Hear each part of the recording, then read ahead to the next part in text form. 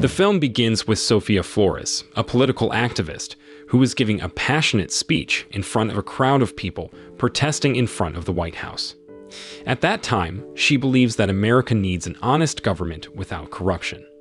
Among the crowd, there's a man named Dusty Crane, who is impressed by Sofia's courage and message.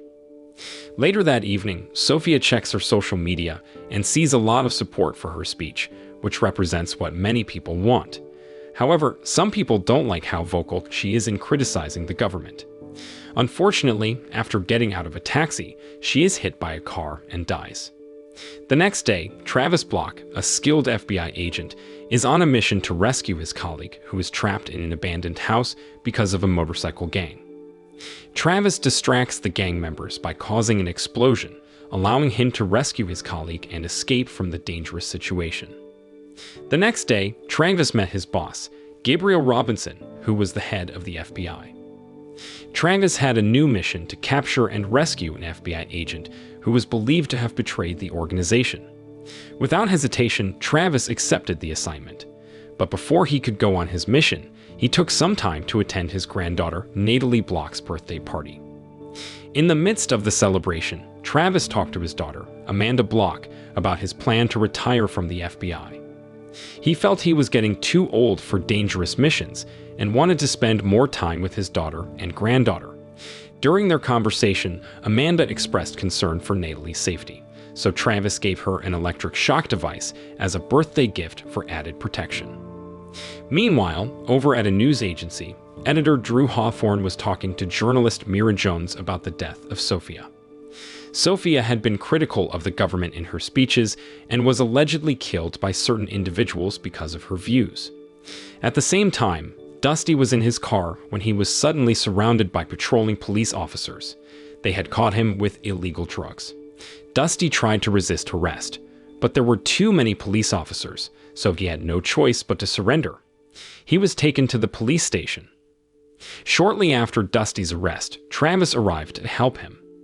Dusty was an FBI agent who had supposedly turned against the organization, and Travis was on a mission to assist him. At that time, Travis quickly managed to get Dusty released from custody and urged him to leave the police station promptly. On the way, Travis tries to wake up Dusty, who had decided to leave the organization. Travis also asked Dusty to rejoin the organization right away, especially since Dusty was known as a skilled agent. When Dusty heard everything Travis said, he didn't show any interest in rejoining the FBI and remained silent. A little while later, Travis, who remembered he needed to pick up Natalie from school, decided to make a quick stop at her school. Because of this, he had to leave Dusty handcuffed in the car to ensure Dusty couldn't escape while he went to see Natalie. Surprisingly, after Travis left, Dusty noticed a boy who was watching him while he was handcuffed. There, Dusty asked the boy for a pencil, and with it, he managed to open the handcuffs. When Travis left the school and was about to get back into his car, he was shocked to see that Dusty had somehow escaped from his car and was driving a truck to get away. Without hesitating, Travis, who didn't want to lose Dusty, immediately started chasing him in his own car. Inside the truck, Dusty tried to contact Mira and said he had important information to share. Unfortunately, while he was not paying full attention to driving the truck, he lost control and caused the truck to flip over. Fortunately, Dusty survived the accident and quickly got out of the truck to escape from Travis. While running away, Dusty hurried to the news agency where Mira worked to meet her. She was already waiting outside the building for him. Dusty, in a rush, had to hide and told her that he would meet her the next day to share all the information he had because, at that moment, he needed to escape from Travis's pursuit first. Now, Travis was trying to catch Dusty but couldn't. He then met with Gabriel to tell him he failed the mission. Gabriel was disappointed because Travis didn't catch Dusty. There, Travis explained that he was getting too old for dangerous FBI missions and he wanted to spend time with his family. Gabriel didn't agree and told Travis he had to keep looking for Dusty. Meanwhile, Mira told Drew about Dusty, who had important information related to Sofia's death. That evening, before meeting Dusty, Travis asked Mira what Dusty had said to her. Mira said Dusty hadn't told her anything. Travis gave Mira his business card, which surprised her when she found out he was an FBI agent. On the other hand, Dusty was about to give important data to Mira when two mysterious men tried to take it from him. At that time, Dusty didn't want them to have it, so he fought back and even shot at the two men. They had a gunfight, but Dusty managed to escape, even though he got shot in the stomach. The next day, Mira was at her office when she received a phone call from Dusty, who urgently asked her to meet him. Without hesitating, Mira hurried to the location Dusty had mentioned. Unbeknownst to her, Travis was secretly following Mira as she left on a motorcycle. When they reached a building, Mira and Dusty intentionally met in a crowd of tourists to avoid being easily noticed. While Dusty was sharing some information with Mira, he spotted Travis watching them from a distance and decided to run away. Despite the pain in his stomach, Dusty tried to escape from the building, with Travis chasing after him. Eventually, Travis caught up to Dusty. At that time, Dusty, not wanting to return to the FBI, attempted to fight back, and even though Travis was starting to lose his fighting skills due to his age, he managed to overpower Dusty. However, when Dusty, who had climbed over a fence, was about to escape, Travis continued to try and convince him to rejoin the FBI. Hearing that, Dusty was frustrated and explained that he was tired of the FBI because Gabriel kept giving orders to harm civilians protesting government rules. He also revealed that Gabriel was behind Sophia's death. Now, Dusty planned to expose all of Gabriel's evil plans to the media by giving Mira all the data. Not long after Dusty left Travis, unexpectedly, the two mysterious men who had targeted him the previous night reappeared and fatally shot him. Before leaving, the two men took the flash disk containing Gabriel's incriminating data from Dusty's pocket. Sometime later, Dusty was given a funeral as an FBI member who had died during a mission.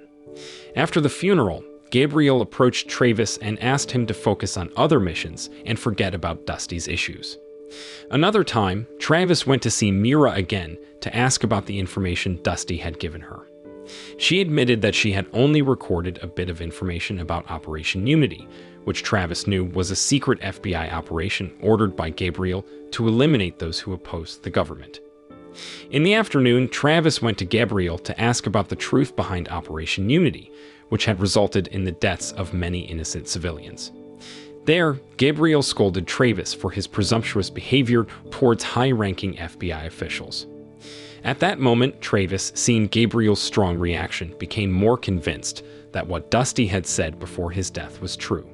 Because of this, he decided to leave the FBI. However, Gabriel tried to stop Travis by threatening his family's safety if he chose to leave the organization.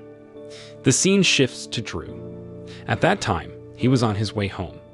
There, he noticed that another car was following him. He sped up to avoid the car, but ended up losing control and crashing into another car. After the accident, Drew was semi-conscious and saw two mysterious men who broke his neck, making it look like he had died in a car accident. When Mira heard the news of her boss's death, she realized that Drew had been killed after she had shared the news about Dusty's deliberate killing by the FBI. At his home, Travis tries to find out where his daughter and granddaughter have gone after they suddenly disappeared. The next day, he goes to the hospital where Amanda works and Natalie's school to look for them. Unfortunately, he doesn't get any answers about their whereabouts. Instead, he learns from several people that Amanda and Natalie moved to a new house a few days ago. At that time, Travis suspects that Gabriel is behind the disappearance of his family, so he meets with Gabriel. He asks Gabriel where his daughter and granddaughter are, but Gabriel admits he doesn't know. However, Travis doesn't fully trust his boss and warns that he won't stay quiet if he finds out that Gabriel had a hand in Amanda and Natalie's disappearance. Meanwhile, at the FBI office, Gabriel is seen talking to two mysterious men who happen to be his subordinates running Operation Unity. Surprisingly, Gabriel planned this operation to extend his term as FBI director. He orders the two men to eliminate anyone who gets in the way of his plans, and he even instructs his subordinates to take care of Travis, who he believes knows too much about his secrets. The next day, Mira is having a meeting with her colleagues to talk about their suspicions regarding Gabriel. who they believe is involved in harming people who criticize the government. They brainstorm ways to expose Gabriel's actions. At that time, Mira remembers Travis, who might have important information about Gabriel's crimes. Soon after, Mira meets Travis and asks for information about the FBI that could help reveal Gabriel's crimes to the public. There, Travis tells her that Gabriel keeps important FBI data, including information about Operation Unity, in a safe at his house.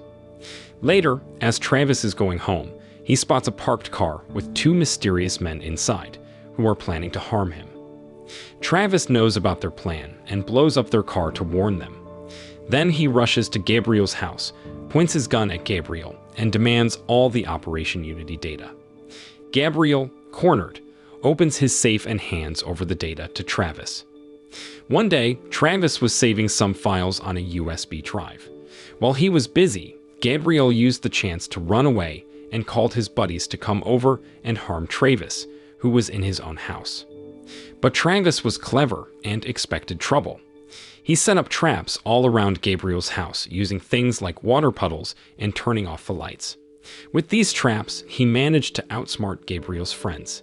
Then he led them into a room filled with water and used electricity to defeat them. The next day, Travis was at home with Mira and her friend Emmy, who is a journalist. There, Travis had invited them to talk about the information he found in Gabriel's house. Then, Travis got a call from his friend Dan, who told him he had rescued Amanda and Natalie from Gabriel's men. In that moment, Travis was relieved to hear his family was safe. On another day, Gabriel was leaving the FBI office and getting into a car driven by his personal driver. Little did he know, Travis had dressed up as the driver. During the ride, Travis tried to choke Gabriel. Luckily, Gabriel managed to escape from the car, and they both started shooting at each other until Travis finally trapped the FBI director. At that time, Gabriel, scared that Travis might harm him, decided to give up. He promised to turn himself into the authorities and confess to all his crimes. In the end of the scene, it shows Travis picking up Amanda and Natalie from a safe place. They were thrilled to be back together, especially because Travis revealed that he had retired from the FBI. On the other hand, news spread on the internet that Gabriel had been arrested by the police. There, Mira also contacted Travis to thank him for making Gabriel admit his mistakes. She felt that if the FBI director wasn't arrested soon, she could be his next target. The film ends. The moral lesson from the film is if you want to catch the bad guy, just pretend to be his driver and choke them until they admit their mistake to the police.